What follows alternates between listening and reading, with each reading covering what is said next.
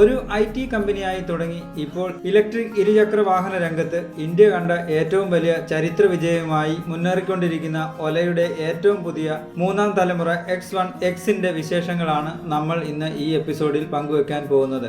ഏവർക്കും വെൽവിൻ റെക്കോർഡ്സിന്റെ പുതിയ ഒരു എപ്പിസോഡിലേക്ക് സ്വാഗതം.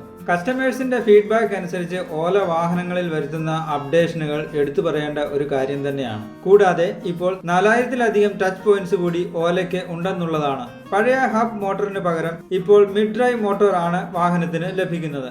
ഇതിനൊക്കെ ഉപരിയായി ഇനി മുതൽ ചെയിൻ ഡ്രൈവ് ആണ് വാഹനത്തോടൊപ്പം ലഭിക്കുക. ചെയിൻ ഡ്രൈവ് ആക്കുന്നതോടുകൂടി റേഞ്ച് കൂട്ടാനും കൂടുതൽ ഡ്യൂറബിലിറ്റി കൂട്ടാനും ഒട്ടും പവർ ലോസ് ഇല്ലാതെ മോട്ടറിന്റെ പവർ പിക്കപ്പ് ചെയ്തുകൊണ്ട് പോകുവാൻ ചെയിൻ ഡ്രൈവ് ആണ് നല്ലത് എന്ന് മനസ്സിലാക്കിക്കൊണ്ട് തന്നെയാണ് ഇപ്പോൾ ഇറങ്ങുന്ന എല്ലാ വണ്ടികളിലും ഓല ചെയിൻ ഡ്രൈവ് കൊടുത്തിട്ടുള്ളത്.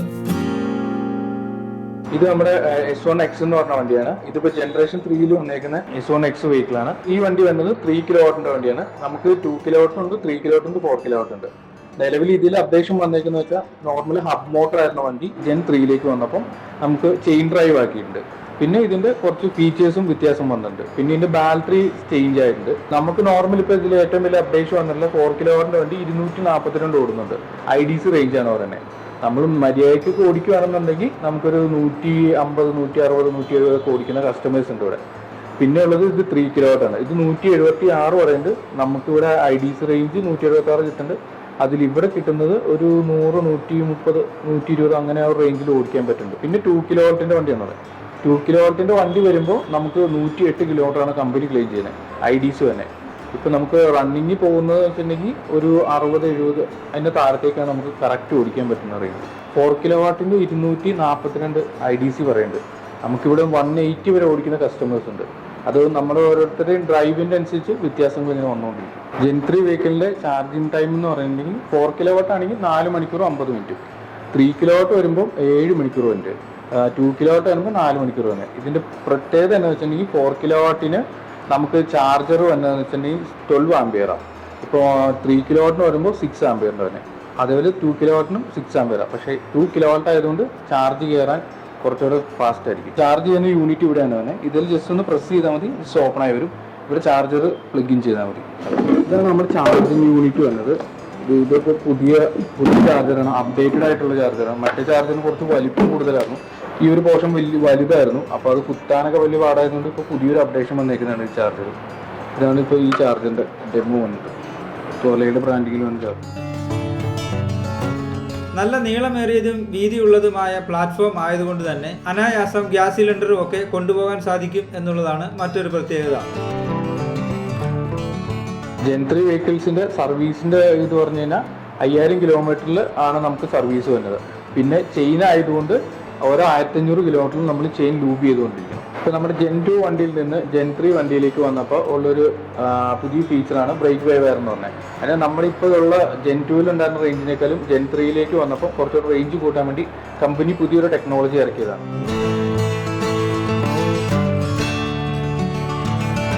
നോർമലി നമ്മൾ ഈ വണ്ടി സ്റ്റാർട്ട് ചെയ്യാനായിട്ട് എടുക്കുകയാണെങ്കിൽ ഇപ്പോൾ ഇതിനകത്ത് സൈഡ് സ്റ്റാൻഡ് സിമ്പിൾ കാണും. അപ്പോൾ നമ്മൾ സ്റ്റാൻഡ് കെട്ടി കഴിഞ്ഞിട്ട് നമ്മൾ ഏതെങ്കിലും ബ്രേക്ക് പിടിക്കുക. ഇതാണ് ഡ്രൈവിംഗ് സ്വിച്ച്. അപ്പം ഇതിൽ ഞെക്കി കഴിയുമ്പോൾ നോർമലിലേക്ക് നമുക്ക് വണ്ടി വരും. ഈ നോർമലി വന്നു കഴിഞ്ഞാൽ നമുക്ക് ആക്സിലേഷൻ കൊടുത്തു കഴിഞ്ഞാൽ വണ്ടി മൂവ് ആവും. ഇതിപ്പോൾ നമുക്ക് നോർമലിലാണ് വണ്ടി എടുക്കുന്നത്. നമുക്ക് മോഡ് ചേഞ്ച് ആകണമെങ്കിൽ നമ്മുടെ ഈ മോഡ് സ്വിച്ച് ഇവിടെയാണുള്ളത്. ഇത് ലെഫ്റ്റിലേക്ക് തട്ടി കഴിഞ്ഞാൽ എക്കോ വരും. ഇത് റൈറ്റിലേക്ക് വന്നു കഴിഞ്ഞാൽ നോർമൽ വരും. ഇത് ഒന്നോടെ റൈറ്റിലേക്ക് കിട്ടിയാൽ സ്പോർട്ട് വരും. അപ്പോൾ നമുക്ക് ഇതിന് ഏറ്റവും സ്പോർട്ട് മോഡാണ് ഏറ്റവും പെർഫോമൻസ് ഉള്ള മോഡ്. പിന്നെ നമ്മുടെ വണ്ടിയിൽ പ്രത്യേകത എന്ന് വെച്ചിട്ടുണ്ടെങ്കിൽ നമുക്ക് റിവേഴ്സ് ഗിയർ ഉണ്ട്. ഈ റിവേഴ്സ് ഗിയർ ഇട്ട് കഴിഞ്ഞാൽ നോർമൽ നമ്മളിങ്ങനെ ആക്സിലേഷൻ കൊടുത്തു കഴിഞ്ഞാൽ വണ്ടി മുന്നോട്ട് പോകില്ല. നമ്മൾ ഓപ്പോസിറ്റ് ഡയറക്ഷൻ ആക്സിലേഷൻ കൊടുക്കണം. പിന്നെ ഈ റിവേഴ്സ് ഗിയർ നോർമൽ വർക്കിംഗ് ആണ്, വണ്ടി 0 ആയിരിക്കണം. 0-ലാകുമ്പോഴാണ് നമുക്ക് റിവേഴ്സ് ഗിയർ വർക്കിംഗ് ആണ്. പിന്നെ ഈ സ്വിച്ചസ് എന്ന് പറഞ്ഞിട്ടുണ്ടെങ്കിൽ ക്രൂസ് കൺട്രോളിലാണ്. ഇത് നമ്മളൊരു 30 കിലോമീറ്റർ എബോവ് വന്നു കഴിയുമ്പോൾ ക്രൂസ് കൺട്രോൾ ഇട്ടാൽ നമ്മൾ പിന്നെ ഒന്നും ചെയ്യേണ്ട, വണ്ടി ഓട്ടോമാറ്റിക് പൊക്കോളും.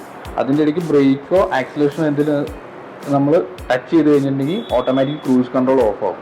ഇത് നമ്മുടെ നോർമൽ ഹെഡ്ലൈറ്റിൻ്റെ ഡിമ്മും ബ്രൈറ്റും വന്നത്. പിന്നെ ഇത് ഇൻഡിക്കേറ്റർ സ്വിച്ച്, ഇത് ഓൺ സ്വിച്ച്. വാഹനത്തിന്റെ turn indicators, tail lamp, headlight എന്നിവയെല്ലാം LED ലൈറ്റ്സുകളാണ് വന്നിരിക്കുന്നത്. വളരെ ദൂരെ നിന്നും നല്ല വിസിബിലിറ്റി തരുന്ന രീതിയിലാണ് ടെയിൽ ലാമ്പിന്റെ ഒക്കെ ഡിസൈൻ. അതിന് തൊട്ട് താഴെയായി ഒരു റിഫ്ലക്ടറും കൊടുത്തിരിക്കുന്നു. പിന്നെ ഹെഡ്ലൈറ്റ് വരുമ്പോൾ ഇതിപ്പം LED ലൈറ്റാണ് വന്നെ. നല്ല ഭംഗിയുള്ളതും ഒതുക്കമാർന്നതുമായ റിയർ വ്യൂ മിറേഴ്സ് ആണ് ഈ വാഹനത്തോടൊപ്പം നൽകുന്നത്. ഇതാണ് നമ്മുടെ കീ വന്നത്. ഇത് ഇങ്ങോട്ട് ഓൺ ആക്കാനും ഓഫ് ആക്കാനും. പിന്നെ ഡിക്കി തുറക്കുന്നത് ഇതേ തന്നെയാണ്. നമ്മൾ ജസ്റ്റ് ഒന്ന് ഇങ്ങനെ കളിച്ച് ചെയ്യുമ്പോൾ നമ്മുടെ ഡിക്കി ഓപ്പൺ ആവും. ഹാൻഡിൽ ലോക്ക് ചെയ്യാൻ ഒന്ന് പ്രസന്റ് ഹോൾഡ് ചെയ്താൽ മതി.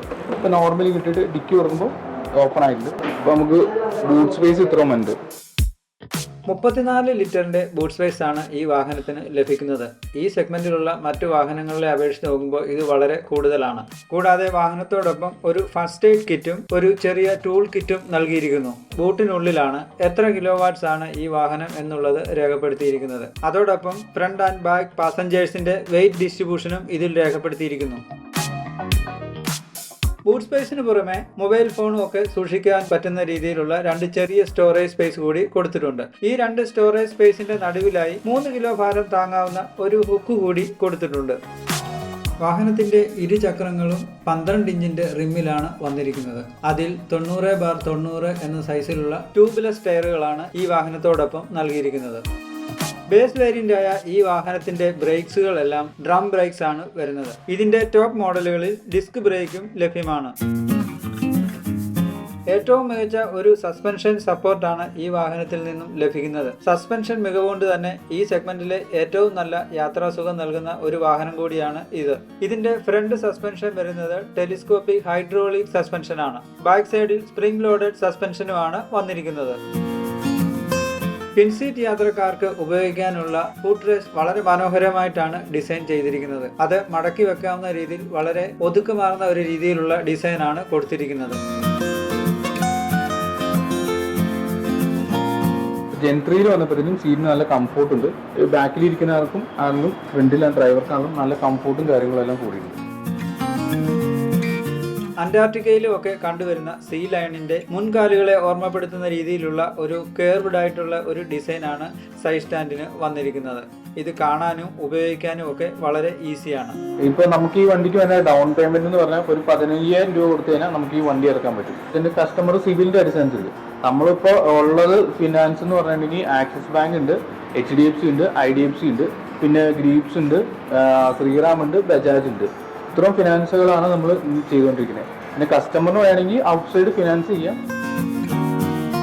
വീഡിയോ സബ്സ്ക്രൈബ് ചെയ്യാതെ കാണുന്നവരുണ്ടെങ്കിൽ സബ്സ്ക്രൈബ് ചെയ്യാനും കൂടാതെ വീഡിയോ ഇഷ്ടപ്പെട്ടാൽ മറ്റുള്ളവരിലേക്ക് ഷെയർ ചെയ്യാനും മറന്നു പോകരുത്. നമുക്ക് ഈ വാഹനം റിവ്യൂ ചെയ്യുവാനായി അനുവദിച്ചു തന്നിട്ടുള്ളത് തിരുവല്ല കുരിശുകവലയിലുള്ള ഓലയുടെ ഷോറൂമിൽ നിന്നാണ്. ഷോറൂമിന്റെ കോൺടാക്ട് ഡീറ്റെയിൽസ് എല്ലാം ഞാൻ ഡിസ്ക്രിപ്ഷൻ ബോക്സിൽ കൊടുത്തിട്ടുണ്ട്. അപ്പോൾ ഇത്രയൊക്കെയാണ് ഓൾ ന്യൂ 2025 ഓല S1 X Gen 3 വാഹനത്തിന്റെ വിശേഷങ്ങൾ. മറ്റൊരു വീഡിയോയുമായി വീണ്ടും കാണാം. നന്ദി, നമസ്കാരം.